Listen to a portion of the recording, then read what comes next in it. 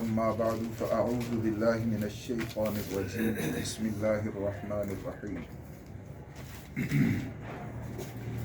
اتأمرون الناس بالبر وتنسون انفسکم وانتم تتلون الکتاب افلا تعقلون۔ کیا تم لوگوں کو نیکی کا حکم دیتے ہو اور اپنے لیے بلا دیتے ہو، حالانکہ تم کتاب کی تلاوت کرتے ہو؟ کیا تمہیں عقل نہیں؟ اس آیہ مقدسہ پر اس سے پچھلے سبق میں ہم نے ایک تفسیر کو پڑھا تھا،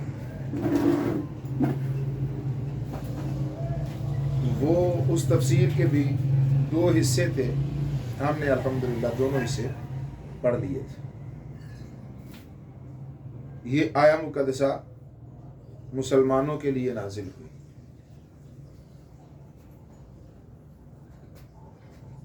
اور پھر انہیں یعنی خاص طور پر مبلغین کے لیے جن کی یہ ذمہ داری ہے، اور ان کی فضیلت بھی اس دن ہم نے عرض کی تھی۔ دین کے معاملات اور علوم کا ابلاغ اور تبلیغ کرنے والے جو ساتھی علماء یا مبلغین ہیں، ان کے لیے خاص طور پر اس آیہ مقدسہ کے اندر یہ واضح کیا گیا ہے کہ کیا تم لوگوں کو نیکی کا حکم دیتے ہو اور اپنی ذات کے لیے اس نیکی کو بھول جاتے ہو؟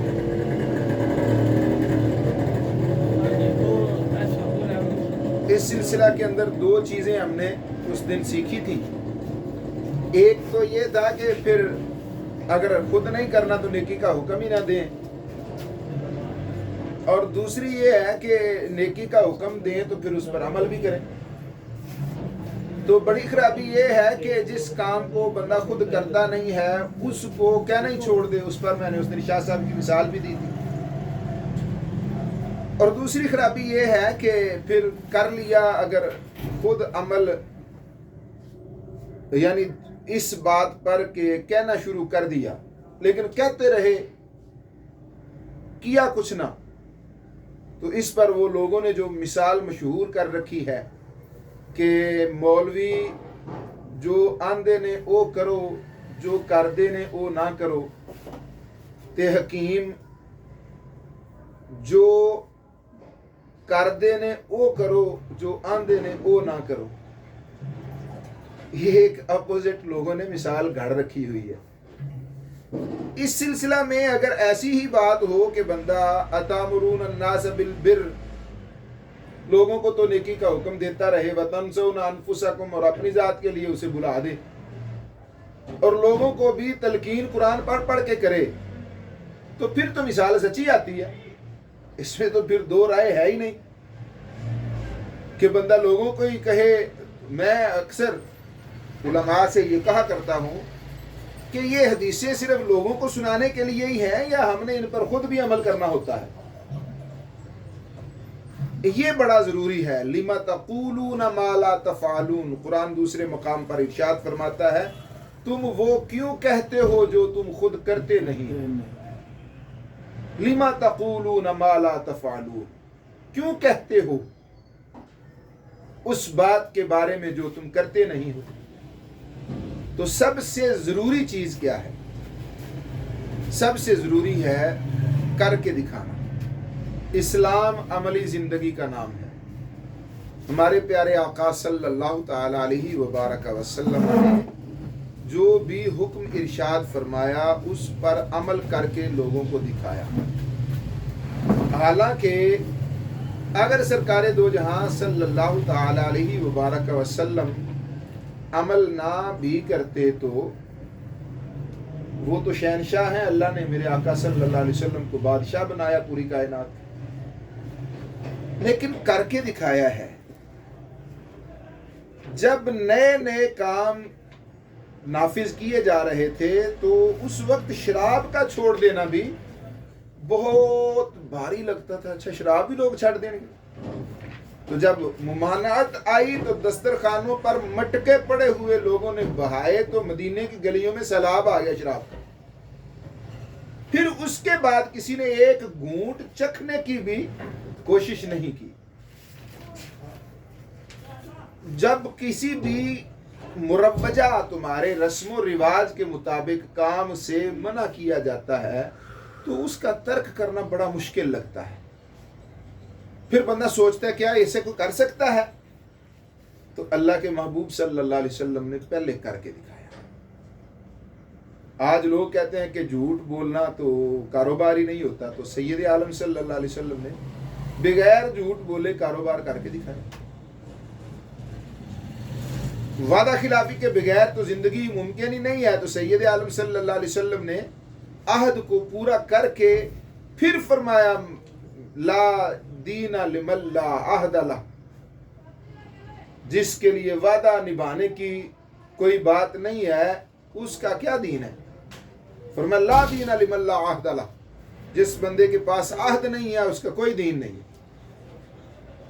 پھر اس معاشرے کے اندر جہاں سچ بولنا ناممکن حد تک مشکل لگتا تھا، اس دور میں صادق اور امین کا لقب پایا میرے آقا صلی اللہ تعالی علیہ وسلم۔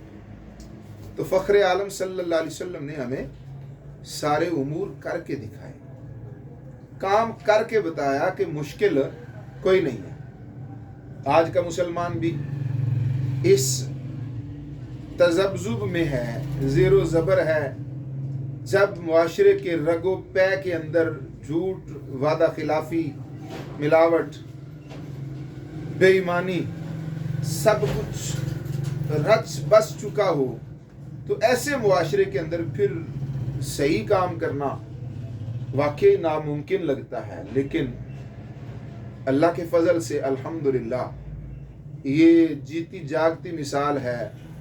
ہم نے تجارت کی ہے تو نبی پاک صلی اللہ علیہ وسلم کی سنت سمجھ کے کی، اور پھر تجارت کے اندر اس معاشرے کے تمام ان مغالطوں کو اور بیانیوں کو ہم نے شکست فاش دی ہے کہ جو بیانیہ بنایا ہوا ہے کہ ملاوٹ کے بغیر تم کما کچھ نہیں سکتے، اللہ کے فضل سے ہم ملاوٹ کے بغیر کماتے ہیں اور کماتے ہیں۔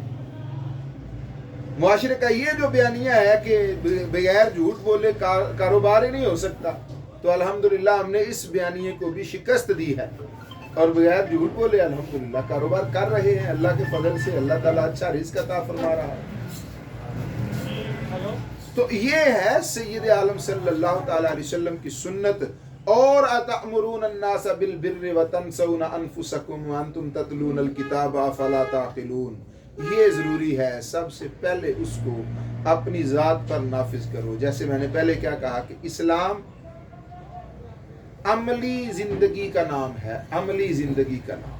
یہاں بیانیے، یہاں نعرے، یہاں تقریریں یہ نہیں چلتی، نہیں چلتی۔ اسلام کے اندر ضرورت ہے تمہارے عمل کی۔ اور ہمارے شیوخ اسلاف کہتے ہیں کہ اگر تمہارے پاس ایک من علم ہے نا اپنے ترازو کے مطابق، حالانکہ علم تولا تو نہیں جاتا، لیکن ترازو اپنے کے مطابق ایک من علم ہے تو اس پر 10 من عمل ہونا چاہیے، اور اس کو سنبھالنے کے لیے 10 من عقل ہونی چاہیے۔ یہ بہت ضروری ہے۔ تو کیا ایک تو دوسری اس کی تفسیر یہ ہے کہ یہود راہب، ان کے پاس جو کتاب تھی وہ کتاب پڑھ پڑھ کے لوگوں کو حضور فخر عالم صلی اللہ تعالی علیہ وسلم کی تعریفات بتاتے تھے۔ تو اللہ تعالیٰ نے انہیں فرمایا اتامرون الناس بالبر وتنسون انفسکم، تم جو نبی پاک صلی اللہ علیہ وسلم کی تعریفات معاشرے کے اندر لوگوں کو بتا چکے ہو، بتا رہے ہو، اس کو جانتے بوجھتے ہوئے تم عمل کیوں نہیں کر لیتے؟ تو پھر ہمیں یہاں پھر سوچنا ہوگا کہ کیا ہم انہی کی صف میں تو نہیں آگے آج کے علماء؟ کیا آج کے علماء جو لوگوں کو تقریریں سناتے ہیں اور خود وہ عمل نہیں کرتے، بہت اچھے اچھے لوگ ہیں جو عامل ہیں اپنے علوم پر، ہمارے سر کا تاج ہیں وہ لوگ، ہماری آنکھوں کی ٹھنڈک ہیں، لیکن میں اس گروہ کی بات کرتا ہوں جو پیشہ ور ہے، تو ساری رات لوگوں کو نماز کے متعلق تقریر کرتے کرتے سو جاتا ہے اور صبح اٹھ کے خود ہی نہیں پڑھتا، حالانکہ وہ نماز کے لیے کہتا ہے 750 کے قریب آیات میں نماز کا ذکر آیا ہے۔ اتامرون الناس بالبر وتنسون انفسکم وانتم تتلون الکتاب، یہ کتاب جس کو پڑھ پڑھ کے لوگوں کو سناتے ہو اور لوگوں کو راہ راست پر لانے کی کوشش کرتے ہو، کیا یہ کتاب تمہارے لیے نہیں اتری؟ کیا یہ کتاب صرف لوگوں کو سنانے کے لیے ہی ہے؟ اور ایک بندہ وہ ہے جسے علوم کا پتہ ہی نہیں ہے، وہ اندھا ہے، بہرا ہے علوم کے اعتبار سے، چاہیے تو یہ کہ وہ بھی سیکھے، اور ایک وہ ہے جس کو اس کی ساری جزا و سزا کا پتہ ہے۔ اب اندھا کنویں میں گرے تو لوگ اسے کیا کہیں گے، اور اگر بینا کنویں میں گرے تو اس کو کیا کہیں گے؟ اندھا گرے تو لوگ کہیں گے معذور تھا یار، اندھا تھا گر گیا، لیکن اگر دیکھنے والا گرے تو اس کو پوچھیں گے تو اندھا تھے نہیں؟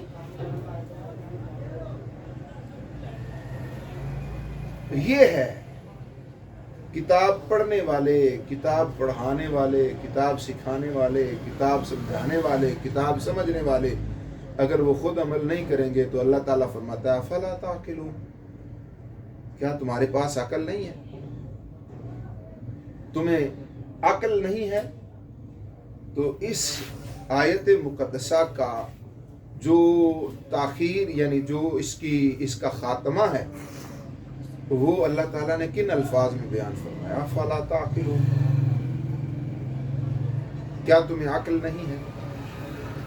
بہت بہت وسیع ہے یہ لفظ، اس کے اندر کئی دنوں کی تقاریر اللہ تعالیٰ نے چھپا کے رکھی ہوئی۔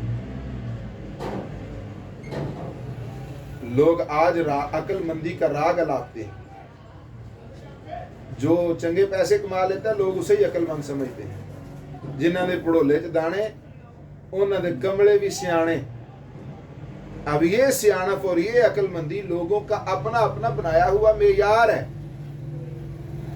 ذاتی طور پر جب علوم نہیں پڑھے تھے تب بھی ذہن یہی تھا، اگرچہ بچہ اور کچا ذہن تھا، آج بھی وہیں پہ ہوں الحمدللہ، کہ اس عقل کو کیا کرنا ہے جو خدا کی خدائی کو نہ پہچان سکے۔ آج لوگ مغربی دنیا کی مثالیں دیتے ہیں، وہ بڑے بڑے فلاسفر ہیں، بڑے بڑے ادیب ہیں، بڑے بڑے عقل مند ہیں۔ میں کہتا ہوں اس عقل مندی کو کیا کرنا ہے جو تجھے اللہ کی پہچان نہ کروا سکے، جو تجھے صحیح اور خالص اور نہ صحیح اور ملاوٹ والے گھی کی پہچان تو تجھے کروا لے اور ملاوٹ والے دین کی پہچان نہ تجھے دے، وہ عقل کیا عقل ہے؟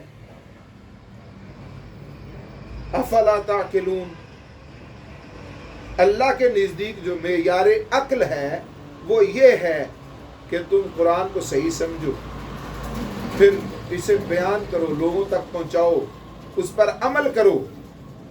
جس چیز نے تمہیں یہی نہیں باور کروایا کہ تو لوگوں کو بتاتا رہے اور خود عمل نہ کرے، تیری وہ عقل کس کھاتے ہیں؟ تو بے عمل واعظین کے بارے میں نے اس سے پہلے سبق میں بڑی وضاحت کی ہے احادیث مبارکہ کے اعتبار سے۔ اسی طرح آج جو لوگ ٹیلی ویژن کی سکرین پر بیٹھ کر فلسفی کرتے ہیں، آج جو لوگ مختلف محافل و مجالس کے اندر اپنی لیاقت کا مظاہرہ کرتے ہیں، اپنے عقل مند ہونے کا اور باشعور ہونے کا راگ الاپتے ہیں، پرکھنے کا یہ طریقہ ہے کہ دیکھو وہ دین کے تابع ہے کہ نہیں۔ اگر دین کے تابع ہے تو مانو عقل مند ہے، اگر وہ دین کی تابع داری نہیں کرتا تو وہ جتنا مرضی بڑا فلاسفر ہے، اس کی عقل، اس کا فلسفہ، اس کا سب کچھ دین کی شان کے لائق جو جوتا ہے اس کی نوک پر ہے۔ अक्ल वो है जो तुझे अल्लाह की पहचान करवाती, अक्ल वो है जो तुझे इल्म पर अमल करने का मजबूर करे, सलीका बताए। अक्ल वो है जो तुझे दीन के ताबेदार बना दे, अक्ल वो है जो तुझे रसूलुल्लाह सल्लल्लाहु अलैहि वसल्लम की शरीयत मुतहरा का पाबंद बना दे। और अगर ये नहीं है तो अफला ताकिलून, अल्लाह फरमाता है क्या तुम्हें अकल नहीं है? तो ये है, अल्लाह ताला ने बार बार कुरान पाक के अंदर अक्लमंदों के लिए इसमें इशारा है, अक्लमंदों के लिए इसमें इशारा है। अफला ततज़क्करून, अफला ताकिलून, अफला तालमून, ये है अफला यतदब्बरून। ये ताकिलून तो क्या है, ये पहले मकाम पर है, आगे चल के अफला ततफक्करून भी है, अफला यतदब्बरून भी है। क्या वो तदब्बुर नहीं करते? क्या तुम सोच विचार नहीं करते? क्या तुम याद नहीं रखते? अफला ताकिलून, क्या तुम्हें अकल नहीं है? तो मेयार अक्ल कुरान ने बता दिया कि जिसके पास इल्म हो वो उस पर अमल नहीं करता तो अक्लमंद नहीं है।